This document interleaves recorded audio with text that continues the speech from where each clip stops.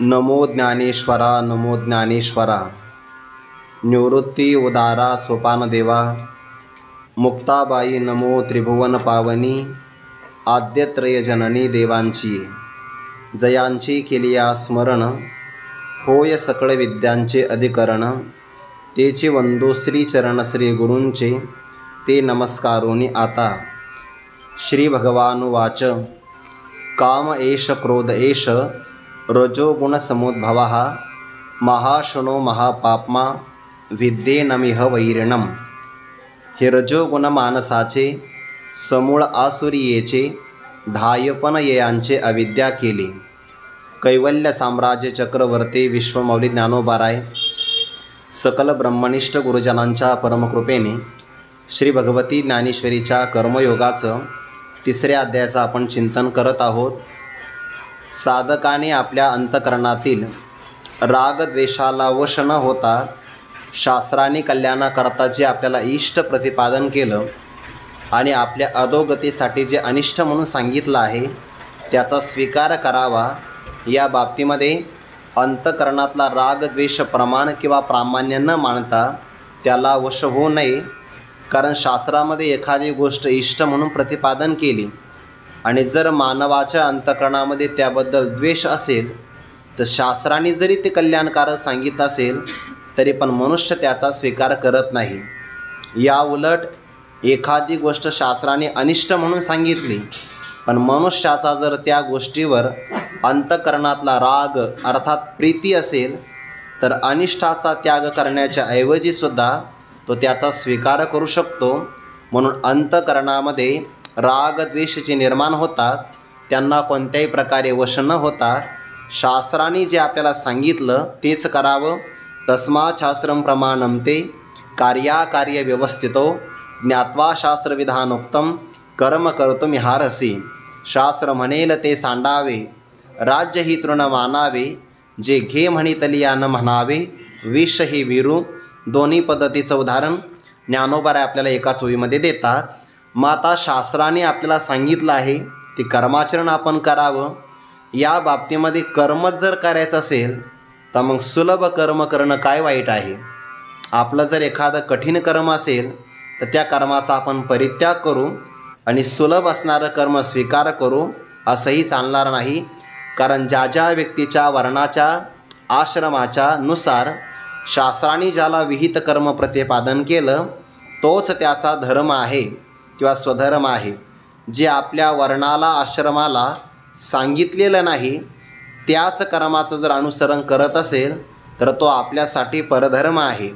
आणि दुसऱ्याचा धर्म अनुष्ठान करण्यासाठी जरी चांगला असेल आणि आपला काही अंगामध्ये कठीण असेल तरी पण श्रेयावर ज्याचं लक्ष असेल अशा व्यक्तीने श्रेय प्राप्त आत्मकल्याणाची प्राप्ती करायची असेल तर आपल्याच धर्माचं अनुष्ठान करावं। श्रेयान् स्वधर्म विगुण परधर्मात्सनुष्ठितात स्वधर्मे निधनं श्रेयः परधर्मो भयावहः। आपल्या धर्माचं अनुष्ठान करत असताना मृत्यू आला तरी चांगला आहे, कारण तो मृत्यू कीर्तिकारक आणि स्वर्गदायक आहे। पण दुसऱ्या धर्मामध्ये जगणं अपकीर्तिकारक आणि नरकादिकांची प्राप्ती करून देणारं म्हणून भयावह असल्यामुळे अर्जुना स्वधर्म किती जरी कठीण असेल तरी त्याचंच आपण अनुसरण किंवा अनुकरण करावं।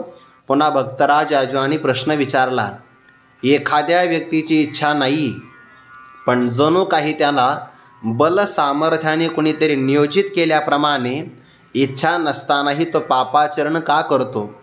त्याला माहिती की आपला हा स्वधर्म आहे पण स्वधर्माचं ज्ञान असतानाही तो परधर्मामध्ये कसा काही प्रवेश करतो। त्याची इच्छा नाही मग त्याला प्रवृत्त करणारे कोण आहे। ईश्वर प्रवृत्त करतो की त्याला प्रकृती प्रवृत्त करते किंवा त्याला आणखीन कोणी प्रवृत्त करत आहे तर या बाबतीमध्ये ईश्वरावर दोष देता येत नाही, कारण ईश्वर प्राणी कर्मसापेक्ष फलदाता आहे। जर ईश्वराने आपल्या मनाप्रमाणे कोणत्याही प्राण्याला जर भोग दिला तर ईश्वराच्या ठिकाणी वैषम्य आणि नैगुण्य नावाचा दोष येईल। पण परमात्म्याकडे निर्घृणता कोणत्याही प्रकारची नाही, विषमता नाही। समोहम सर्वभूतेषु न मे द्वेषोऽस्ति न प्रियः।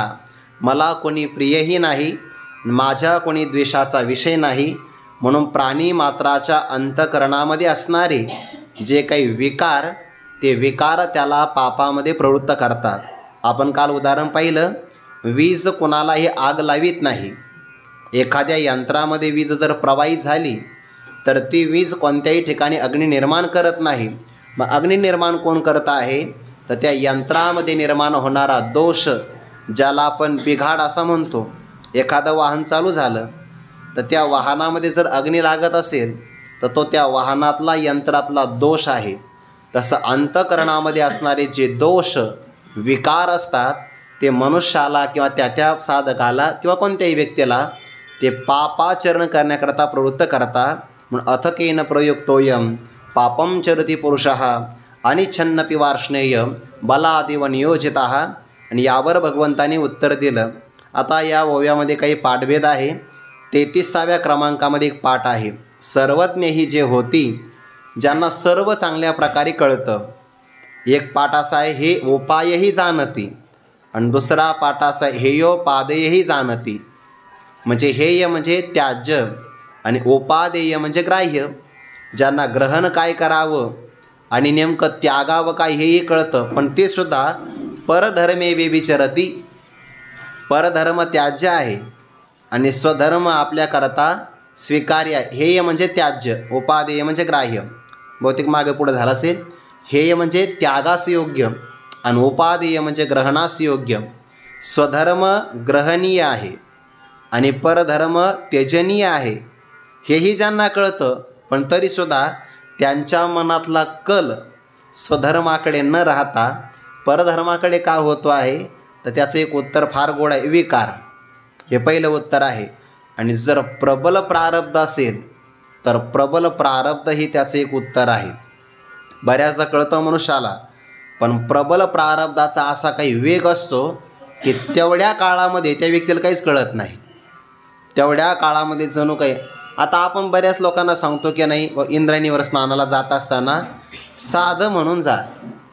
कार्तिकीमध्ये काही लोक येतात आश्रमामध्ये, मग आपण त्यांना सांगतो किंवा तुम्ही स्नानाला जायचं ना तर फक्त टावेल घेऊन जा. पण त्यांना विश्वास नाही वाटत. ते स्वतःचा पाकिट, त्या पाकिटातले पैसे, ते सगळं ते घेऊन जातात. त्या काळात त्यांना ती बुद्धी आठवत नाही. भोग्य ते त्रिशुद्धी न चुके आणि बुद्धीही होणारा सारिकी ठाके. आणि मग जातात, माग येताना टावेलवरच येतात. त्या प्रसंगाला त्या आठवत नाही. त्या प्रसंगाला काहीतरी मोह निर्माण होतो. किंवा जे लोक भ्रमामध्ये पडतात ना, गारुड्याचा खेळ बघायला जातात, त्या काळात त्यांना कळत नाही ते काय होतं. बुद्धीला भ्रम पडतो आणि वश होऊन जाता. हे जसं प्रारब्धाच्या बळाने घडावं किंवा मनुष्याला एखादा नशीला पदार्थ सेवन केला की त्याला सुचत नाही, तसं विकाराचं अंतःकरणात प्राबल्य आलं की त्यामुळे जीवाला सुचत नाही. पापम चरती, तो पापाचं आचरण करतो. आणि यावर भगवंतांनी उत्तर दिलं, काम एष, हाच काम आहे विकारी. त्याचंच पर्यवसान जर एखाद्या व्यक्तीने प्रतिबंध केला तर क्रोधामध्ये होतं. आणि कामात असणारा व्यक्ती भयम न लज्जा, त्याला भीती वाटत नाही, संकोच वाटत नाही. आणि क्रोध ज्याच्या मनात निर्माण झाला तो व्यक्ती मोठमोठ्या माणसाच्या आज्ञेचं सुद्धा उल्लंघन करतो. त्याचं कारण क्रोध आहे. निर्माण कुठून झाले? रजोगुण समुद्भवा. सत्व, रज आणि तम हे प्रकृतीचे 3 गुण आहे. त्यापैकी काम नावाचा जो काही दोष निर्माण होतो तो रजोगुणातून निर्माण होतो. चंचल आहे रजोगुण. आणि चंचल असल्यामुळे इदम मे स्यात् इति इच्छा कामशब्दितः. चंचल असल्यामुळे ती इच्छाच कामना आहे. त्याला अभिलाष म्हणतात. तिचे नावं भिन्न भिन्न आहे, थोडाफार त्याच्यातही फरक आहे. कसा आहे म्हणे हा काम? महाशनो, ज्याचा आहार फार मोठा आहे. काल आपण एक प्रमाण पाहिलं, पृथ्वीवरचं सगळं धान्य, सगळे पशु, सगळ्या प्रकारचं सोनं, आणखीन काही भोग सगळे एका पुरुषाला जरी दिले तर न अलम एकस्य, एकही व्यक्ती आता हे मला पूर्ण झालं असं कधीच म्हणत नाही. ज्ञानोबा म्हणतात, धावती दिग्विभागा परोतेही. अगदी दिशांच्याही पलीकडे ते भोग संपादन करण्याकरता धावतात. हे असं असल्यामुळे मनुष्याने संतोषाला प्राप्त व्हावं. महाशनो, महापापमा, अत्यंत पापी आहे. काम जर निर्माण झाला तर तो शास्त्राच्या आज्ञेचं उल्लंघन करून कितीही मोठं पाप करू शकतो. म्हणून हे अर्जुना, विद्धी एनम यह वैरिणम, या देहामध्ये किंवा परमार्थ मार्गामध्ये काम क्रोधादिकांना हे आपली वैरी आहे, अशा प्रकारे जाणून घ्यावं. मनुष्याला शत्रू आणि आपला मित्र चांगल्या प्रकारे कळायला पाहिजे. बऱ्याचदा काही काही शत्रू असतात, ते मित्राच्या वेशामध्ये येतात आणि त्यामुळे कळून येत नाही. दगा फटका झाल्यावर मग म्हणतो मला तर कळालंच नाही, त्याच्या तर गळ्यात माळ होती. ते वारीमध्ये आपण जातो, चांगल्या प्रकारे गंध लावलेला असतो, वारकऱ्याचा वेशही असतो, मोठी गळ्यामध्ये माळ असते, आणि जेव्हा ते आपली रावटी साफ करतात, साफ म्हणजे स्वच्छ करतात वेगळ्या अर्थाने, तेव्हा कळतं की अरे आपण फसलोय म्हणून. वैरिणम विद्धी, ते वैरी कळाले पाहिजे. भगवंताने जे उत्तर दिलं, आपल्या हृदय नावाच्या कमळामध्ये निवास करणारा सत्वगुणाचं कार्य अंतकरण आहे, आणि अंतकरण हे स्वच्छ असल्यामुळे तिथे परमात्मा अभिव्यक्त होतो. हृदय कमळ आराम, जो योगी यांचा निष्काम काम, ज्या योगी पुरुषांना परमार्थातली कोणतीच कामना नाही, निष्काम आहे, पण त्यांना भगवंताच्या प्राप्तीची कामना, म्हणून निष्काम काम, असा पुरुषोत्तम परमा सांगेन, असं अर्जुनाला म्हणतात. ऐक. मग उत्तर दिलं, जीवाकडून पापाचरण करण्यासाठी कोण कारण आहे, तरी हे काम क्रोध पाही. काम आणि क्रोध नावाचे विकार आहे, जीवाकडून पाप करून घेतात. याचा अर्थ काय होतो? याचा अर्थ काम क्रोधावर आपण जबाबदारी नाही टाकू शकत. ते काम क्रोधाला ताब्यात ठेवण्याचं काम आपलं आहे. तिथे प्रयत्न केला पाहिजे, नाही तर नाही हो मला क्रोध आल्यामुळे मला कळालं नाही असं नाही म्हणता येईल. पुरुषाच्या प्रयत्नाला सफलता आहे, शास्त्राच्या आज्ञेलाही सफलता आहे, सार्थकता आहे. त्या बाबतीमध्ये वश न होता, म्हणून भगवंतांनी पाठीमागं सांगितलं तयोर्न वशम आगच्छेत, या रागद्वेषाला अर्थात कामक्रोधाला वश होऊ नये, हे आपल्या हातामध्ये आहे. प्रबलता तर येणारच आहे. पुढे 5व्या अध्यायामध्ये एक श्लोक येतो, शक्नोती हैव यस्सोढुम प्राक शरीर विमोक्षणात कामक्रोधोद्भवम वेगम संयुक्तस्स सुखी नरः. कामक्रोधादिकांचे विकार तारुण्यामध्ये जास्त प्रमाणामध्ये निर्माण होतात. मग त्या वेगामध्ये वाहून जाणं हा पुरुषार्थ नाही. त्या वेगात वाहून न जाता टिकून राहणं हा सगळ्यात मोठा पुरुषार्थ आहे. आणि हे तारुण्यामध्ये जास्त त्रास देतात ना, तारुण्य दशे विषय व्यथा, वृद्धपणी प्रवृत्तली चिंता, मरे मागोता जन्मधरी. पण यांना जो सहन करू शकतो तो खऱ्या अर्थाने सुखी आहे. युक्त म्हणजे योगी आहे, आणि तोच नर आहे. नर रमते विषयेषु, त्याला म्हणतात नर. तो खरा पुरुषार्थी आहे. म्हणजे काम क्रोध पाही, जयांती कृपेची साठवण नाही. त्यांच्या ठिकाणी अजिबात दया माया नाही, कृपेला जागा नाही त्यांच्याकडे. आणि अंत म्हणजे नाश, कृत म्हणजे करणारा, नाश करणारा. ज्याप्रमाणे मृत्यू आहे किंवा काळ आहे, यम आहे, तशाच प्रमाणे हे आहे. तो यम बिचारा एकदाच मारतो, हे प्रत्येक जन्मात मारतात. कृतांताच्या ठाई मानी जती. काल आपण या 2 ओव्या पाहिल्या होत्या, पण थोड्याशा घाईत पाहिल्या. हे ज्ञाननिधीचे भुजंग, विषयदरीचे वाघ, भजनमार्गीचे मांग मारक जे, हे देहदुर्गीचे धोंड, इंद्रियग्रामीचे कोंड, यांचे व्यामोहादिक बंड जगावरी. ज्ञाननिधीचे भुजंग, निधी म्हणजे निधान. सामान्यपणे जो जमिनीत पुरलेला असतो त्याला निधी किंवा ठेवा असं म्हणतात. आणि ठेवा जर प्राप्त करायचा असेल तर त्याला प्रतिबंध असतात. कधीकधी मातीचा, पाषाणाचा, कधी त्यावर एखादा नाग असतो, तर कधीकधी मनुष्याची वासना असेल तर तो भूतरूपाने राहतो, आणि एखादी स्त्रीचे ते अलंकार असेल तर ती बिचारी त्या ठिकाणी हडळ होऊन राहते, ते दूर करावं लागतं. तसं आत्मज्ञान ज्याला प्राप्त करायचं असेल त्या आत्मज्ञानाच्या ठेव्यावर आलेले भुजंग काम क्रोधाधिक विकार आहे. जोपर्यंत हे दूर करता येत नाही तोपर्यंत आपल्याला ज्ञान नावाचा ठेवा मिळता येत नाही. ज्ञानप्राप्ती सुलभ आहे, फक्त प्रतिबंध दूर करणं कठीण आहे. म्हणून परमार्थ करत असताना सगळी शक्ती खर्च होते, आणि जेव्हा ते साधक भागतो त्याला कारण प्रतिबंध दूर करण्याकरता लागणारी ऊर्जा आहे. भागलिया मज वाहतील कडे, त्यांची आणि जोडे सर्व सुख. आपण पाहतो चंदन प्राप्त करण्यासाठी कठीण नाही, सापाचा वेढा उकलणं कठीण आहे. सूर्यप्राप्ती सोपी आहे, पण आलेले ढग दूर करणं कठीण आहे. शेवाळ दूर करणं कठीण, पाण्याची प्राप्ती सुलभ आहे. तसं ज्ञान हे आपलं स्वरूप आहे, पण ते झाकलं का गेलं? हे काम क्रोधाधिक विकार भुजंग येऊन बसणे विषारी आहे. मारतात ते ज्ञाननिधीचे एरवी ज्ञान हे आपुले, परी पर ऐसेने झाले, जे आवडोनी घेतले भव स्वर्गाधिक. परी दोन शब्द आले बरं. परी म्हणजे परंतु आणि पर म्हणजे दूर. ज्ञान आपलं स्वरूप आहे, परंतु ते आपल्यापेक्षा दूर का झालं? जीवाला स्वर्गाधिक किंवा भव नाम संसाराचे भोग आवडतात, आणि बाहेर जर वृत्ती गेली तर आतमध्ये असलेलं ज्ञान त्याला प्राप्त होत नाही. त्या मृगाच्या जवळच ते कस्तुरी आहे, पण त्याला ते बाहेर इच्छा निर्माण होते. ते धावतं सगळ्या जंगलामध्ये, पण जवळचं त्याला मिळत नाही. तसं जीवाची अंतर्मुख वृत्ती न होता बहिर्मुख झाली की जवळचं त्याला दिसत नाही. म्हणून हे ज्ञाननिधीचे भुजंग. विषय शब्द स्पर्श रूप रसगंध हे किती तृप्त करा, अजिबात पूर्ण होत नाही. म्हणून ही दरी आहे. जे दरी भरण्याचा प्रयत्न केला ना, खाडी भरेना समुद्राची, दरी कधी भरणार आहे? बरेच लोक आहे ना, मी असं वास्तुशास्त्रात ऐकलं बरं, ते म्हणे दोन डोंगराच्या खाली जर जागा असेल ना तर ती घ्यायची नसते म्हणे. म्हणलं का? म्हणे आयुष्य खड्डे भरण्यातच जातं, ते प्रगती कधी होत नाही. म्हणलं चांगली गोष्ट आहे. म्हणजे दोन डोंगराच्या मध्यभागी असणारी जागा जर ती भरण्याचा प्रयत्न केला तर भरत नाही. विषय दरी आहे. दरी अत्यंत खोल असते, आणि विषय कितीही पूर्ण करण्याचा प्रयत्न केला तर जन्मच्या जन्म जातात, पण अजिबात तृप्त होत नाही. म्हणून हे विषय नावाच्या दरीत जीव पडला की त्याच्यावर टपणारे वाघ काम क्रोध आहे.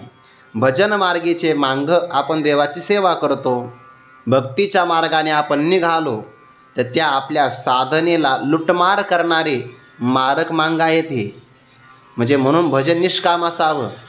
सकाम भजनामध्ये भाव आला की त्या भजनात ऊर्जा राहत नाही. भजन ते ओंगळवाने नरका जाणे चुके ना. म्हणून भजन हे निष्काम असावं. सेवा थोडीच, पण ती मात्र ओजस्वी निष्काम असावी. सकाम भक्त देवाला आवडत नाही. हे देह दुर्गेचे धोंड इथपर्यंत आपण आलो होतो. दुर्ग म्हणजे किल्ला. शरीर नावाचा आपला एक किल्ला आहे, आणि या किल्ल्यामध्ये मोठ्या मोठ्या आकाराचे जे काही दगड आहेत ते दगड म्हणजे काम क्रोधाधिक आहे. त्याच्यामध्ये पण आपलं सूक्ष्म शरीर, त्या सूक्ष्म शरीरामध्ये सगळे विकार राहतात. म्हणून सूक्ष्म किंवा स्थूल देहामध्ये जर विचार केला तर शरीर बनलंच आहे ना, या कामनेपासून विकारापासून. विकारच आहे नेमका हा. देह दुर्गेचे धोंड. इंद्रिय ग्राम. ग्राम म्हणजे गाव, इंद्रियांचं गाव आहे, आणि त्या गावाच्या रक्षणासाठी जे काही गावकूस घातलेलं आहे त्याला कोंड म्हणतात. इंद्रिय ग्रामीचे कोंड म्हणजे काम क्रोधाधिक विकार आहे. म्हणून सगळ्या इंद्रियाच्या गावामध्ये सगळीकडे वेढा आला आहे तो कामाचा. म्हणून इंद्रिय काम असे, पाठीमागं उभी गेली आपली, देखे इंद्रिय काम असे तो लावी सुख दुराशे. आणि इंद्रियांच्या गावामध्ये या सगळ्यांचे गावकूस आहे. यांचे म्हणजे काम क्रोधाधिकांचं व्यामोहाधिक, अविवेक, अज्ञान यांचं जे काही बंड आहे संपूर्ण जगावर आहे. हे सामान्य बंड करतच नाही. काम क्रोधाधिक विकार सगळ्या जगावर यांचं आंदोलन, सगळीकडे यांची सत्ता आहे सगळीकडे. मग आता हे उद्भव कुठून झाला यांची निर्मिती त्या 43व्या क्रमांकापासून सांगतात. हे रजोगुण मानसाचे समूळ आसुरियेचे धायपण यांचे अविद्या केले. या बिचाऱ्यांना काम क्रोधाधिकांना सगळीच अनुकूलता मिळाली. जन्म एकीकडे झाला, पालनपोषण एकीनं केलं, यांना पद दुसऱ्यांनी दिले, यांचा कारभार तिसरेच पाहतात. हे फार मोठा प्रपंच विस्तार आहे यांचा, फार मोठे. भाग्यवान येते त्या बाबतीमध्ये. रजोगुण मानसाचे हे कसे आहे?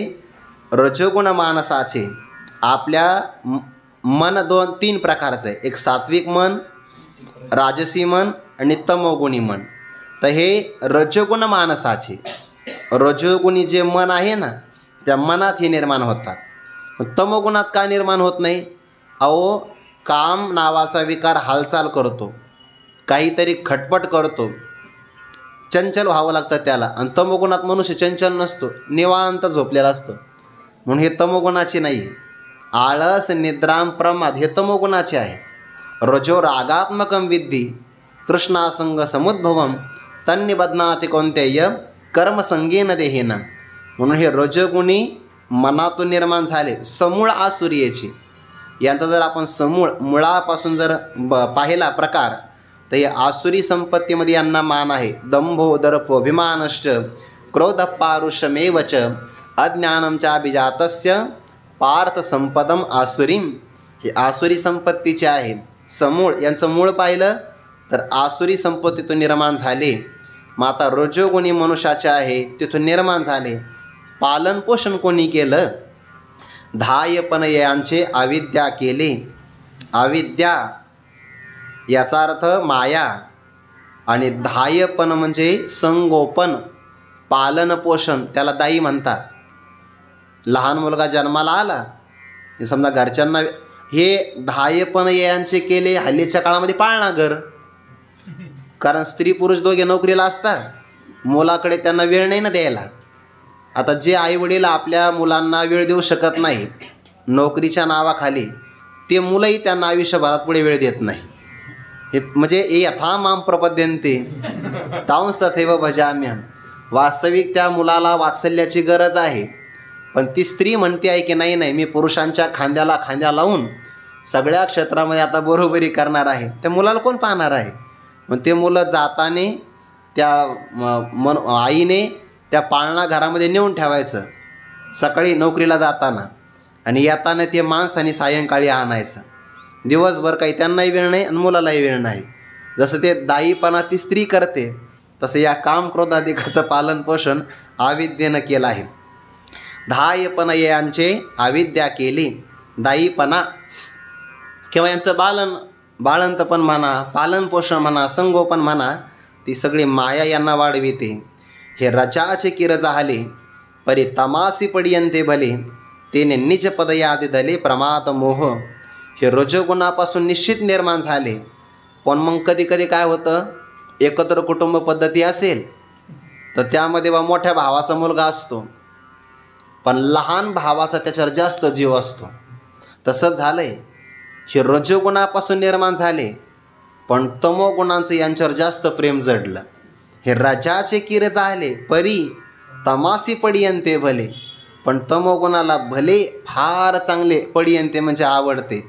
आणि मग जर आवडीचा एखादा मुलगा जर असेल तर ते कधी कधी काही विद्यार्थी असे असतात म्हणजे त्यांनाही भाऊ नसतो, एकटाच असतो तो बिचारा, त्याला भाऊ नाही, चुलत्यालाही मुलगा नाही, म्हणजे इकडची संपत्ती याच्याच नावावर. बरं, आईकडे सुद्धा मामा नाही, तिकडची संपत्ती त्याला असं, म्हणजे असं काहीतरी भाग्यवान, सगळीकडचं त्याच्या नावावर होऊन जातं.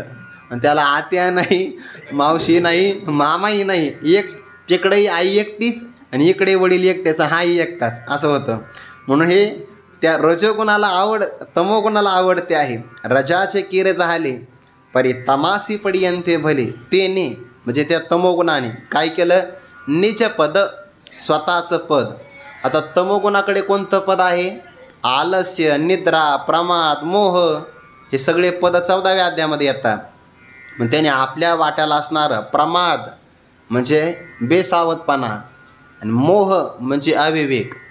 म्हणून जेव्हा काम क्रोध निर्माण होतात ना तेव्हा माणसं सावध राहत नाही. किंवा काम क्रोध निर्माण झाले की त्या मनुष्याला योग्य काय अयोग्य काय सुचत नाही, त्याला अविवेक आणि बेसावधपणा म्हणतात, त्याला प्रमाद मोह म्हणतात. आणि तो आहे तमोगुणाचा. ते तमोगुणाचा स्वतःची गादी आहे, पण ते म्हणले तुम्हाला देऊन टाकले हां, आणि ते पण पंचवार्षिक नाही, कायमचीच. त्याने निच पद यादी दले प्रमाद मोह. हे मृत्यूच्या नगरी मानीच तिने कया परी जे जीविताचे वैरी म्हणून या.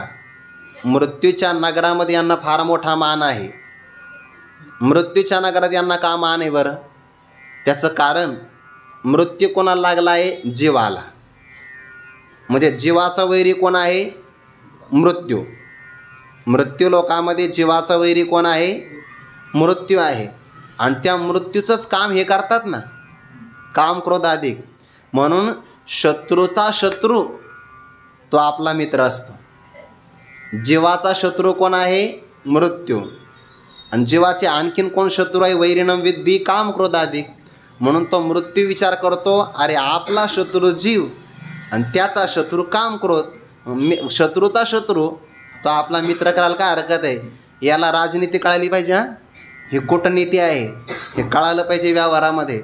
जर एखादा देश आपल्याला लईच तंग करत असेल, जर तो आपला शत्रू झाला असेल तर त्याचा जो शत्रू असेल त्याच्याशी आपण वाटाघाटी केल्या पाहिजे, म्हणजे तो वठणीवर येतो, असा त्याचा अर्थ आहे. हे मृत्यूच्या नगरी मानी जती निक यापरी, म्हणून टेरिफ लावू नये. मृत्यूच्या नगरी मानी जती निक यापरी, जे जीविताचे वैरी म्हणून या. जीविताचा वैरी कोण आहे? मृत्यू. आणि काम क्रोधाधिक सुद्धा कोण आहे? जीविताचे वैरी आहे. म्हणून यांना मान आहे. मृत्यू लोकामध्ये, मृत्यूच्या नगरामध्ये निकया परी मानी जाती, चांगल्या प्रकारे यांना मान दिला जातो. त्याचं कारण जीविताचे वैरी म्हणून या. हे जीविताचा वैरी काम क्रोध पण आहे आणि जीविताचा वैरी मृत्यूसुद्धा आहे. आयुष्याचा वैरी कोण? घडी घडी काळ वाट याचे पाय, मापया लागले शरीरी, झाली यावरी सळे ओढीती. म्हणजे मृत्यू टपलेला आहे आयुष्यावर आणि हेही आयुष्यावरच टपलेले आहे. यांना मान आहे. जीविताचे वैरी म्हणून या. बरं, आता हे काम क्रोधाधिक यांचा आहार किती मोठा सांगतात ज्ञानोबा आहे. जयांसी भुकेली आमिषा, हे विश्वनपुरीची घासा, कुळवाडी यांची आशा चाळीत असे. हे फार भाग्यवान आहे. यांचा व्यापार पाहिला, मोठा व्यापार आहे ना, सगळ्या जगावर व्यामोहादिक बंड जगावरी. आणि जगावर जर यांची सत्ता असेल तर मग यांचा विस्तार व्यापार फार मोठा आहे. मग तो पाहण्याकरता हाताखाली लोक तर ठेवावे लागतील ना. मग त्यांनी हाताखाली कोणाला ठेवलं बघा? जयांसी, म्हणजे ज्या कामक्रोधांना भूक लागली. आणि आमिष, आमिष म्हणजे इच्छा किंवा घास. जयांसी भुकेली आमिषा, भूक लागल्यानंतर त्यांना इच्छा निर्माण झाली. म्हणे मग आपण त्यांना एखादा दिलं बुवा जमिनीचा तुकडा, हे विश्वनपुरीची घासा, हे संपूर्ण विश्वसुद्धा त्यांना एका घासाप्रमाणेही पुरत नाही. एवढी मोठी त्यांना भूक लागलेली आहे.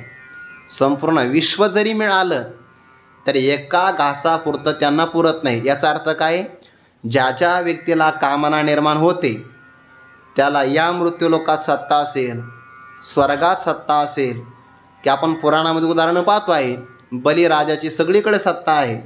तर नाही मला आता स्वर्ग प्राप्त करायचाच, इंद्रपद प्राप्त करायचं, किंवा हिरण्यकश्यपू रावणाचं उदाहरण आहे. हे सगळे तेच प्रकार आहे. विश्वनपुरेची घासा. कुळवाडी, कुळवाडी म्हणजे उदीम, व्यापार किंवा शेतकी कर्म, त्याला कुणबिक असं म्हणतात. मग यांचा हा जो व्यापार आहे ना कामक्रोधाचा, चालवतो कोण? कुळवाडी यांची कुळवाडी आशा चाळीत असे. आशा नावाचा जो काही अंतकरणातला भाव आहे ना, आशेमध्ये आणि पुढे तृष्णा येते, भ्रांती येते, यामध्ये थोडासा फरक आहे. आशेमध्ये मिळत नाही, फक्त दिसतं. तृष्णेमध्ये मिळतं पण समाधान नाही होत. हे प्रकार आहे. म्हणून सर्व सुखाची आशा जन्म गेला, सुख नाही मिळालं. आशेमध्ये असं असतं, उद्या मिळेल, परवा मिळेल, काल्याला तरी, असं आशा असते. विश्वनपुरीची घासा, कुळवाडी यांची आशा चाळीत असे. म्हणून ही आशा फक्त लालसा लावते. समोर ते बैल चालतात ना सारख्या भोवती, पेंडी बांधलेली असते ना लाकडाला, आणि ती आशा त्याला वाटते 4 पावलं चाललं की मिळेल, आणि दिवसभर चालतो पण मिळत नाही. ती आशा आहे. आणि जी आशा जी असते ना, आशा ही परमम दुःखम नैराश्यम परमम सुखम. ना आशाच मनुष्याच्या दुःखाला कारण आहे. एखादा व्यक्ती जेवायला बसला, 4 गुलाबजामुन वाढले, त्याला आशा असते आणखीन एखादी वाढ येईल, 4चा आनंद नाही मिळत. आशा दुःखाला कारण असते. कुळवाडी यांची आशा चाळीत असे. कौतुके. आता पुढे त्या आशेची पुन्हा एक बहीण आहे भ्रांती, आणि त्या भ्रांतीची पुन्हा एक दासी आहे तृष्णा. किती मोठा बघा यांचा व्यापार आहे. म्हणजे अगोदर काम क्रोधाधिक, प्रमाद मोह गादी, त्यांचे व्यापार चालला आहे हा विश्वाला ग्रास करण्याचा, नंतर भ्रांती नावाची बहीण आणि तिची पुन्हा दाशी आशा चालविते, तिची बहीण घेऊन आली ते आणखीन एक बघा. कौतुके कवळिता मुठी, जिय 14 भुवन येथे कोटी, तिये तिये म्हणजे ती असा एक अर्थ होतो. भ्रांती हे धाकुटी वाल्ली दुल्ली. आता या ओवीचे 2 अर्थ होऊ शकतात. आशेकडं पण ही ओवी घेता येईल आपल्याला, पण कशी? कौतुकाने मुठी कवळिता, आशेनं कौतुकाने आपली मुठ कवळली तर 14 भुवनसुद्धा कमी पडतात. भोरलोक भोरलोक स्वर्लोक मोहरलोक जनलोक तपोलोक सत्यलोक हे वरचे. अतल वितल सुतल तलातल रसातल मातल आणि पाताळ हे सांगायसाठी एवढे पाठ करावे लागतात बरं. नाहीतर मी काही सगळ्या लोकात गेलो नाही. करावे लागतात, सांगायचं म्हणलं तयारी करावी लागते आणि पाहून यावं लागतं, इथंही आणि बाहेरही. कौतुकाने त्या आशेनं आपली मुठ आवळली तर 14 भुवनही कमी पडतात. आणि अशी ती जी आशा तिची भ्रांती ही धाकुटी वाल्ली दुल्ली. भ्रांती नावाची वाल्ली दुल्ली म्हणजे फार जीवलग, धाकुटी म्हणजे लहान, तिला बहीण आहे. म्हणजे ही आता माझ्या अल्पमतीप्रमाणे बरं, या ओळीचा असाच अर्थ असं घेऊ नका. महापुरुषांनी अर्थ आणखीन वेगळा केला आहे. म्हणजे कौतुकाने, कारण आशा मोठी असते ना, आणि आशेपेक्षा भ्रांती नावाची तिची बहीण धाकुटी सांगितली आहे, ती लहान आहे, हा एक अर्थ होतो. दुसरा अर्थ जर ही ओळी भ्रांतीकडे घेतली तरी पण लागते. कौतुकाने मुठी कवळिता, त्या भ्रांती नावाच्या असणाऱ्या विकारांनी कौतुकाने आपली जर मुठ आवळली तर 14 भुवनसुद्धा थिकुटी लहान होतात. याचा अर्थ काय? 14 भुवनांच्याही पेक्षा मोठी भ्रांती आहे. भ्रांती आहे म्हणून तर सगळं जग निर्माण झालं ना, भ्रमच आहे सगळा हा. म्हणून त्या भ्रांती एवढी मोठी आहे, आणि अशी असणारी मोठी भ्रांती की 14 भुवनापेक्षा मोठी आहे, ती मोठी भ्रांती या आशेची लहान बहीण आहे. ती आहे भ्रांती हे धाकुटी. त्या भ्रांतीचं वर्णन अर्ध्या ओळीमध्ये केलं. 14 भुवनसुद्धा तिच्या मुठीत मावतात, एवढी मोठी भ्रांती आहे. पण ती भ्रांती या आशेची धाकुटी म्हणजे लहान, वाल्ली दुल्ली म्हणजे फार जीवलग बहीण आहे. बहीण वाल्ली दुल्ली म्हणजे लाडकी. इथं सुद्धा लाडकी बहीण योजना आहे. ती भ्रांती आहे धाकुटी वाल्ली दुल्ली, तेव्हापासून आहेच ना. फक्त आपल्या लक्षात आता आली. ते भ्रांती आहे धाकुटी वाल्ली दुल्ली. जे लोकत्रयांचे भातुके, खेळताचे खाय कौतिके. आणि नेमकं आज रक्षाबंधन आहे. जे लोकत्रयांचे भातुके, खेळताचे खाय कौतिके, तिच्या दाशीपणाची निभिके तृष्णाची. आता अगोदर आशा व्यापार पाहणारी, त्या आशेची लहान बहीण भ्रांती म्हणजे भ्रम. जे जिथं नाही तिथं ते वाटणं त्याला भ्रम म्हणतात. रज्जूवर सर्प नाही पण दिसतो, भ्रांती आहे. पुढे काहीतरी मला मिळत राहावं आशा आहे, आणि मिळाल्यानंतर पुन्हा समाधान न होणं तृष्णा आहे. ही तृष्णा आहे बघा. आता पुढे लोकत्रयांचे भातुके, खेळताची खाय कौतिके. स्वर्ग मृत्यू पाताळ या लोकत्रयांचा खाऊ, भातुके म्हणजे खाऊ, खेळता खेळता कौतुकाने खाऊ शकते, एवढा मोठा तिचा आहार आहे. म्हणजे आशा घ्या, भ्रांती घ्या, आणि तिच्या दाशीपणाची बिके म्हणजे बळ, तिच्या दाशीपणाच्या बळाने तृष्णा जिये. तृष्णा जगते आहे. तृष्णेमध्ये असं आहे, मेरू पर्वत जरी हाताला आला तरी तो म्हणतो नाही अजून काहीतरी करायचं शिल्लक आहे. तशी तृष्णा वाढीन या मेरूही हाता आलिया, तरी म्हणे एखाद्या दारुणा वळगो, एखादा लहान मोठा व्यापार करूच आपण, असं म्हणतोय. आशा जैसी दुःखाते व्याली निंदा दुरिते, हे असो जैसे दैन्याते दुर्भगत्व. आशा दुःखाला कारण भागवतामध्ये आलेला श्लोक आणि ही ओवी सारखीच आहे. हे असो मोहे मानिजे, याते अहंकारे घेपे दिजे, जेने जग आपुल्या भोजे नाचवीत असे. हे असो हा सगळा विचार आता राहू द्या. असो मोहे मानिजे, या कामक्रोधांना मोह चांगल्या प्रकारे मान देतो. कारण प्रमाद मोह आहे ना, पद मिळालं तो मोह म्हणतो वा वा वा, तमोगुणाची गादी आहे आमची, पण तुमच्यामुळे आमचं वजन वाढलं, चांगलं झालं. तुम्ही आले नसते तर आम्हाला कोणी विचारलं असतं. तुम्ही आहे म्हणून जगात सगळ्यांना मोह निर्माण झाला, म्हणजे आपलं साम्राज्य सगळीकडे वाढलं. म्हणून मोह म्हणतो वा वा वा, फार चांगली लढाई केली, मान आहे तुम्हाला. याते मोहे मानीचे, मोहाने यांना मान दिला जातो. याते म्हणजे यांच्याशी, अहंकारे घेपे तिचे, घेपे म्हणजे घेणं, दिचे म्हणजे देणं. यांच्याबरोबर अहंकाराचा घेण्या देण्याचा व्यापार चालतो. काम क्रोधाधिक म्हणतात काळजीच नका करू, तुमचं असणारं सामर्थ्य आम्ही वाढवितो. ज्याच्या मनात काम आला त्याचा अहंकार वाढला, त्याचा अहंकार पुष्ट करण्याचं काम आम्ही करतोय. म्हणून अहंकाराला सुद्धा फार मजा वाटते. चांगलं आहे की आमचं महत्त्व तुमच्यामुळे वाढलं. अहंकार यांच्याशी व्यापार करतो ना. अहंकाराचं महत्त्व, जेणे जग आपुल्या भोजे नाचवीत असे. भोजे म्हणजे हौसेनं, ज्या अहंकाराने संपूर्ण जग आपल्या हौसेने नाचवितो आहे. नवल अहंकाराची गोठी, विशेष न लगे अज्ञानाचे पाठी. सज्ञानाचे झोंबे कंठी पुढे, नाना संकटे नाचवी. त्या अनेक प्रकारच्या संकटेमध्ये तो अहंकार जीवाला हवं तसं नाचवितो. जसा तो सूत्रधार आपल्या कौशल्याने त्या बाहुल्या नाचवितो की नाही, तसा हा अहंकार नावाचा धागा कामक्रोधादिकांच्या माध्यमातून सगळ्या जगाला नाचवितो आहे.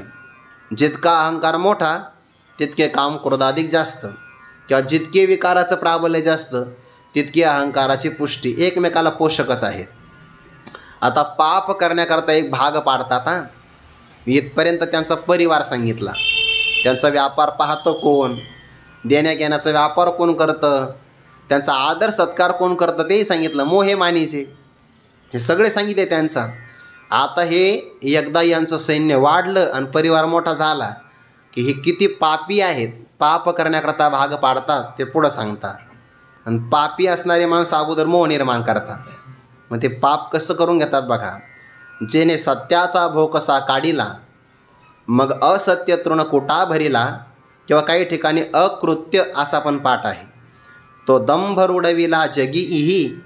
यांनी काय केलं, दंभाला वाढविलं. दंभाला, दंभाचं नेमकं असं असतं, आत खरं नसतं, बाहेर दाखविलेलं असतं, दंभ म्हणतात. आणि बऱ्याचदा दाखविण्यासाठीच मी एका महापुरुषांचं सहज ऐकलं. ते म्हणजे आता हल्लीच्या काळामध्ये दाखविण्यासाठी जास्त स्पर्धा सुरू झाली. दाखविण्यासाठी मी प्रवचनात आहे, लगेच सेल्फी. बरं मी महाराजांच्या जवळ आहे, महाराजही त्याच्यामध्ये समाविष्ट, आणि ते प्रवचन ऐकतो का सेल्फी काढतो हेही कळत नाही. प्रत्येक गोष्टीची आपल्याला सवय लागली, ते जगाला दिसलं पाहिजे. आणि जर जगाने लाईक केली तर आपण जिवंत, जर आपली दखल नाही गेली मेला, असं वाटतं ना लोकांना सध्याला. दंभ आहे, दाखविण्याची स्पर्धा. जर आपण एखाद्याला म्हटलं नाही नाही नाही इथे येऊन कार्यक्रमाला येऊन अजिबात फोटो काढायचा नाही, तर निम्मी गर्दी प्रवेशद्वारापासूनच कमी होईल. मग जायचं कशाला? जर आपला फोटोच निघत नाही तर जायचं कशाला? झाकण्यासाठी नाही प्रयत्न करत, दाखविण्यासाठी. आणि जेव्हा दाखविलं जातं तेव्हा तो दंभ असतो. मनोनी वाचेचा चौबारा, घातलिया धर्माचा पसारा. धर्मची तो अधर्म होय वीरा, तो दंभ जाणे. ज्ञानोबा म्हणता, तुम्हाला विद्या जर गुरूंनी दिली आहे तर ते चोट्यावर सांगू नये. इष्ट देणारी अनिष्ट होत असते. नाव आहे पुरातून पलीकडे काढते, पण डोक्यावर बांधली तर बुडविते. तसं धर्म चांगला आहे, पण वाणीनं सांगितला की धर्मच अधर्मात रूपांतरित होतो. आणि जेव्हा आपण आपल्या धर्माचं, पुण्याचं, परोपकाराचं, विद्वत्तेचं लोकांमध्ये स्पष्टीकरण करतो वाणीनं. सांगू का, काही काही लोकांना माहिती नसतं, पण सहज म्हणतो का तुम्ही दिसले नाही, आणि मग तो सांगतो मी बरोबर आहे, मी या तीर्थयात्रेला गेलो होतो. मग त्यांनी फक्त सांगितलं तुम्ही काल दिसले नाही, तेवढ्या तो सगळं पुराण सांगत बसतो. दंभ होतो हा. धर्म सांगू नये, प्रगट करू नये. नाना कृषीवरून आपुले, पांघुरवी पेरिले. तैसे झाकी निपजले, दान पुण्य परोपकार न बोले. न मिरवी अभ्यासिले, न शके विकू जोडले स्फितीसाठी. आता ओव्या सांगाव्या लागतात पाठात, हा भाग वेगळा आहे बरं. हा ते प्रमाण द्यायचं म्हणून सांगाल. नाहीतर मिरवू नये तो दंभ होतो. जे आत आहे त्याचं जर बाहेर नाटक होत असेल तर तो दंभ आहे. इथं तसंच आहे व्याख्या. सत्याचा भोकसा काढीला.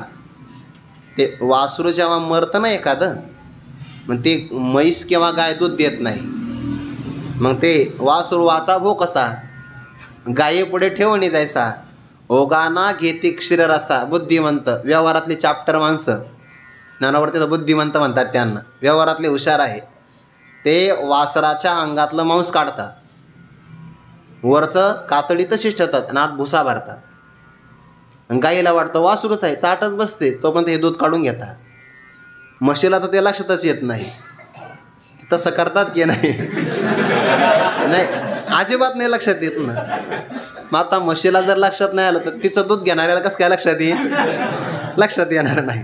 मग ज्याप्रमाणे त्यातला जो काही मुख्य भाग आहे तो बाहेर काढायचा आणि भुसा त्यामध्ये भरायचा, हे जसं आहे तसं सत्याचा भोकसा काढीला. सत्याचा आतला जो काही भाग आहे, आतला गर्भ तो काढला आणि मग असत्य तृणकुटा. तृणकुटा म्हणजे गवताचा पेंडा, भुसा. असत्य नावाचा गवताचा पेंडा त्यात भरला. सत्याचा आतला गर्भ काढला आणि असत्याचा भुसा भरला. म्हणजे ज्याच्यामध्ये सत्य नाही आहे, असत्यच आहे, त्याला म्हणतात दंभ. पण ते आत आहे बरं. बघा ज्ञानोबाची रचना. भुसा कसा आहे आतमध्ये, तो आतला दिसत नाही. तसंच आहे असत्य आत असतं, पण बाहेरून नाटक केलं जातं असत्याचं. आतमध्ये असत्य, बाहेर सत्य, दंभ. म्हणजे जे आत आहे ते तसं नाही दाखवत, ते निसर्गात प्रगट नाही करत, अभिनय करतो. दंभ आहे दंभ. असत्य तृणकुटा भरिला तो दंभ जगीही रुडविला. आणि असा दंभ, दांभिकपणा हा यांनी जगामध्ये प्रसिद्धीला आणला. म्हणून काम क्रोधाधिकांच्या ज्ञानोबांची आणखीन एक ओवी बघा. माझ्या ठाई भक्ती फळा लागी जया आरती धनोद्देशे विरक्ती नटने जेवी. 13व्या अध्यायामध्ये ओवी आहे. माझ्या ठिकाणी भक्ती त्याची, पण फळाची उत्कट इच्छा आहे. उदाहरण, धनाच्या उद्देशाने ज्याप्रमाणे विरक्ती नटणे, वैराग्याचं नाटक करायचं आणि डोळा धनावर आहे, दंभ. दंभ असा दंभ रुडविला जगीही. हे पापी आहे ना, दंभ पहिल्यांदा आला. आसुरी संपत्तीमध्ये पहिला क्रमांक कोणाचा लागतोय? दंभाचा. दंभो दर्पोभिमानश्च. दंभ ओळखू येत नाही, सगळ्यात कठीण आहे. भल्या भल्यांना ओळखू येत नाही दंभ. साध्वी शांती नागविली, मग माया मांगी शृंगारिली, ती एक करवी विटाळविली साधू रुंदे. या काम क्रोधाधिकांचं बिचाऱ्यांचं साधू लोकांच्या सोबत काय वाईट आहे काय माहिती. बाकीच्या लोकांना तेवढे त्रास नाही देत, ते साधूंच्या समूहाचे समूह त्यांनी नष्ट केले. त्यांनाही असं वाटतं ना, हे आम्हाला नाही का किंमत देत, बरं तुमचाही कार्यक्रम होऊ देणार नाही, असं ते करतात. साध्वी शांती नागविली. साध्वी म्हणजे पतिव्रता, शांती पतिव्रता आहे आणि ती वस्त्रविरहित केली. आणि त्या साध्वी असणाऱ्या पतिव्रता शांतीचे वस्त्र घेऊन माया मांगी शृंगारिली. माया नावाची मांगी यांनी ते शृंगारित केले. शृंगार म्हणजे मेकअप. शृंगारिले वस्त्र घेतले साध्वीचे, शांतीचे, म्हणजे दिसले शांतीचे वस्त्र काढून माया मांगी शृंगारिली. आणि ती करवी तिच्याद्वारे साधुरुंदे विटाळविली. साधूंचे वृंद म्हणजे समूहाच्या समूह यांनी पथभ्रष्ट केले किंवा साधनेपासून च्युत केले. थोडक्यामध्ये परमार्थामध्ये शांती महत्त्वाची आहे, पण ती शांती मात्र यांनी येऊ दिली नाही. माया तिचा शृंगार केला शांतीच्या वस्त्राने आणि तिच्याद्वारे मग मायेचं आकर्षण निर्माण करून अनेक प्रकारचे साधूंच्या समूहाच्या समूह विटाळविले, पथभ्रष्ट केले, दूषित केले किंवा नष्ट केले. हे विवेकाची त्राये फेडिली, वैराग्याची साल काढिली, जितया मान मोडिली उपशमाच्या. हे काम क्रोधाधिक विकार एवढे प्रबळ आहे. यांनी काय काय केलं? दंभ आणला, शांती दिली दूर पाठवून, सगळा मायेचाच पसारा वाढविला. म्हणजे थोडक्यात ज्याच्याकडे काम क्रोध असतात त्याच्याकडे शांती नसते, समाधान नसतं. हा, त्याच्याकडे माया मोठ्या प्रमाणात असते. असा अर्थ होईल. माया गोळा करू शकतो तो, आणि साधू वृंद नष्ट केले जातात त्याचं कारणच ते आहे. शांती राहू देत नाही. म्हणून अनेक प्रकारची उदाहरणे आहे आपल्याकडे की साधू पुरुषांना काम क्रोध निर्माण झाल्याबरोबर त्यांची शांतीच नष्ट झाली. कितीतरी उदाहरण आहे, कितीतरी पुराणामध्ये पाहण्यासारखे आहे. त्या सगराचे पुत्र घेऊन गेले की नाही, राग आला तर राग झाली त्यांची. त्या साधूने शाप दिल्याबरोबर काम क्रोध अधिक प्रगट झाले. मग साधूंना या बाबतीमध्ये कलंकच लागला की नाही. जे शांत होते ते क्रोधाला प्राप्त झाले. ती एक करवी विटाळविली साधुवृंदे, विवेकाची त्राय फेडिली. त्राय म्हणजे आश्रय. विवेकाचा आश्रय कोण असतं? सात्विक अंतकरण. संत तेथ विवेका असने केजे. यांनी विवेकाचा आश्रय नष्ट केला. विवेकाची त्राय फेडिली, वैराग्याची साल काढिली. जे वैराग्य विचार कुठंतरी निर्माण झालं होतं अंतकरणामध्ये, विषयांच्या विषयी ज्याला आकर्षण नव्हतं, इह लोकापासून सत्य लोकापर्यंत अनुकूल मानलेल्या भोगाच्या त्यागाच्या इच्छेला वैराग्य म्हणतात. असं कवळं वैराग्य निर्माण झालं होतं. तर यांनी ते वैराग्य सोलून काढलं. वैराग्याची साल काढिली, वैराग्याच्या अंगावरची त्वचा काढून टाकली. काम क्रोध अधिक वैराग्य राहू देत नाही. किंवा पुन्हा हे म्हणजे विवेकही नाही, वैराग्यही नाही. सत्संगतीने आत्मा अविनाशी आणि संपूर्ण जग विनाशी अशी निवड करता येते, त्याला म्हणतात विवेक. पण त्या विवेकाचं जे अंतकरण ठिकाण आहे त्याला हे राहू देत नाही. सात्विक अंतकरणात विवेक निर्माण होतो आणि काम क्रोध अधिक त्याला चंचल करतात, म्हणून विवेकाचा आश्रयच नष्ट करतात. वैराग्याची साल काढिली, जितया मान मोडिली उपशमाची.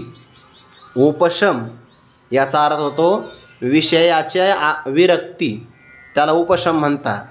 किंवा विषय भोगावे न रुचे मना माझी, त्याला उपशम किंवा त्याला कधी कधी उपराम म्हणतात. किंवा शम शब्दाचे अर्थ होतो अंतकरणातल्या विषय वासनांचा निग्रह. इंद्रियांना विषयापासून आवरणं दम आणि अंतकरणाला वासनेपासून आवरणं शम. असा महत्त्वाचा जो उपशम, शांतता, तो जिवंत असताना यांनी त्याची मानवर गळून टाकली. जितया मान मोडिली उपशमाची. विवेक नाही, वैराग्य नाही, उपशम नाही. ते समाधी षटकामध्ये येतात उपराम, उपरम म्हणतात त्याला. तो उपरम म्हणजे उपशम, त्यांनी तो नष्ट केला. किंवा उपशम म्हणजे विषय वासनेपासून विरक्त झालेलं मन. असा उपशम कुठंतरी निर्माण होऊ लागला की यांनी त्यांची मान उखडून टाकली. शेतकरी जेव्हा नवीन बियाणं लावतो की नाही, तर काही त्या शेतामध्ये कीटक असतात. असे 2 पानं आली त्याला सरकीला, कपाशीला, की ते बाकी काही खात नाही. त्या 2 पानापासून असणारा तो शेंडा आहे ना, तो मोडून टाकतात. आणि मग ती जे काही धान्याची किंवा बिजाची रोपाची काडी असते त्याला काय येणार आहे परत? पालवीच येत नाही ना परत. समजा पालवी आली आणि मोठाली पानं खाऊन टाकले आणि वरती 2 पानं असेल तरी झाड वाढतं. पण हे तसं नाही करत ते काही काही कीटक, बरोबर शेंडा खोडून टाकतात. तसं यांनी केलं. जितया मान, जिवंत असणाऱ्या उपशमाची मान मोडून टाकली. इही संतोष वन खांडिले, धैर्य दुर्ग पाडिले, आनंद रूप सांडिले उपडून या. संतोष वन, संतोष म्हणजे समाधान. बस जेही प्रारब्धाने मिळेल त्यामध्ये समाधान, किंवा नाही मिळालं तरी समाधान. संतुष्ट हा सततम योगी. ज्याप्रमाणे सागराला नद्यांचं पाणी नाही मिळालं तरी अडचण नाही, तसं त्याला संतोष म्हणतात. आणि व्यक्तीला संतोष मिळालं की तो सुखी असतो. संतोष एक प्रकारचा अमृत आहे. मग ते ऋषींना मिळालं तर ते कंदमुळं खाऊनही आनंदी, हरणाला गवत मिळालं तरी आनंदी, हत्तींना लाकडं मिळाले तरी आनंदी. संतोष आहे. संतोषामध्ये उपचार नसतो, आतलं समाधान असतं. आणि संतोषाचं जे काही अफाट वन आहे हे यांनी तोडून टाकलं. संतोष वन खांडिले म्हणजे काम क्रोध अधिक मनात असेल तर मनुष्याला संतोष नाही होत, तर संतुष्ट नाही होत. तो कायम असमाधानीच असतो, असंतुष्ट असतो. अतृप्त आत्मा म्हणतात त्याला. संतोष वन खांडिले, धैर्य दुर्ग पाडिले. सात्विक धैर्य परमार्थामध्ये महत्त्वाचं असतं. बऱ्याचदा आपण परमार्थामध्ये लागतो आणि आपले असणारे गावाकडचे विद्यार्थी मित्र पाहतो आणि त्यांची प्रगती पाहिल्यावर आपल्याला वाटतं आपण आनंदित राहतो, आपली चूक तर नाही झाली ना काही. असं कधी कधी पश्चाताप वाटतो की नाही. मग ते परमार्थात टिकण्याकरता धैर्य लागतं आणि ते सात्विक धैर्य. म्हणजे धैर्य नावाचा किल्ला आहे, पण काम क्रोध अधिक धैर्य नावाचा किल्लाच पाडून टाकतात. धैर्य दुर्ग पाडिले. आणि परमार्थाची साधना करत असताना आनंद आपल्या अंतकरणात निर्माण होतो बघा. त्या आनंदाचा फार मोठा विस्तार नसतो, पण हळूहळू नामस्मरणातून संतांच्या सानिध्यातून काहीही विषय संपादन न करता थोडा थोडा आनंद मिळतो ना. त्या आनंदाचं नुकतंच उगवायला आलेले जे रोप असतं ना, त्या रोपाला हे अगदी मुळापासून उपटून टाकतात. हे काम क्रोधात एक आनंद नाही होत आहेत बघा. हे कायम दुःखी ठेवतात. आनंद रोप सांडिले उपडून या, उपटून टाकतात ते मुळापासून. ही बोधाची रोपे लुंचिली, सुखाची लिपी ही पुसिली, जिव्हागरी आगी सुदली तापत्रयाची. यांनी काय केलं, बोधाचं असणारं जे रोप आहे, रोप म्हणजे अंकुर निर्माण झाला आणि 2-4 पालवी फुटली त्याला रोप असं म्हणतात. ज्याची अजून मुळं घट्ट नाही झाली, पण कुठेतरी सुरुवात झाली आहे. परमार्थामध्ये आनंद बोध प्राप्त होतो ना. मागे पण आनंद रूप सांगितलं आहे, आता बोधाचं रूप सांगितलं आहे. तर जे आपल्याला बहुतेक 18व्या अध्यायामध्ये आहे, तेनेचे ईश प्रसादे श्री गुरु संप्रदाय लब्धे साच ज्ञान उद्बोधे कोवळेचे. ईश्वराच्या प्रसादाने आणि गुरु परंपरेनं आपल्याला जे ज्ञान प्राप्त होतं ते कोवळं असतं आणि त्या कोवळ्या ज्ञानाला म्हणतात बोधाचं रूप. मग ते वाढवायचं कसं, ते वाढवायचं आहे दैवी संपत्तीनं. 26 प्रकारची दैवी संपत्ती आपण संपादन केली की जे काही कोवळं ज्ञान आपल्या अंतकरणात निर्माण झाले ते विशाल होतं, दृढ होतं. पण नेमकं ते बोधाचं रोप निर्माण झाल्याबरोबर हे त्याला लुंचिती म्हणजे तोडतात, हे नखाने तोडून टाकतात. हे काम क्रोधाधिक आसुरी संपत्ती आहे आणि आसुरी संपत्ती ज्ञान निर्माण नाही होत आहेत. बोधाची रोपे लुंचिली, उपटून टाकली किंवा खुडतात ते. सुखाची लिपीही पुसली, लिपी म्हणजे भाषा, सुखाची भाषाही पुसून टाकतात, सुखच निर्माण नाही होत आहेत.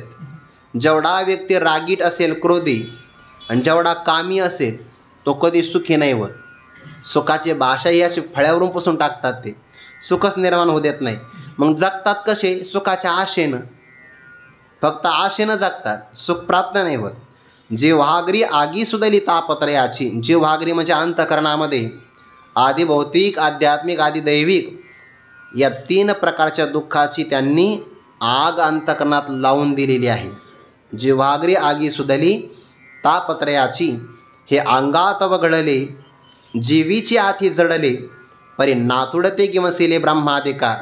जेव्हा अंग निर्माण झालं तव घडिले, शरीराच्या बरोबरच निर्माण झाले. जीवीची आथी जळले, इथं जीवी शब्द अंतकरणाचा वाचक आहे. आपल्या अंतकरणातच जडले आथी अगदी घट्ट रुतून बसलेले आहे. असे जरी असेल पण शोध घेण्याचा प्रयत्न केला तर ब्रह्मादिका किंवसिले नातुडती. ब्रह्मादिकांनी जरी यांचा शोध घेण्याचा प्रयत्न केला तरी सापडत नाही. म्हणजे ब्रह्मादिकांना हे बाहेर सापडत नाही. का बरं? कारण ते आत आहे ना. जीवीचे आथी जडले आणि आतले शत्रू लवकर शोधता येत नाही, ते व्हेरीफाय होत नाही असं म्हणतात त्याला. आणखीन काही विचार आहे, तो विचार आपण उद्या पाहू. पुंडलिक वरदारी विठ्ठल श्री ज्ञानदेव तुकाराम मौली ज्ञानेश्वर महाराज की जय. जगद्गुरु तुकाराम महाराज की जय. सद्गुरु जोग महाराज की जय.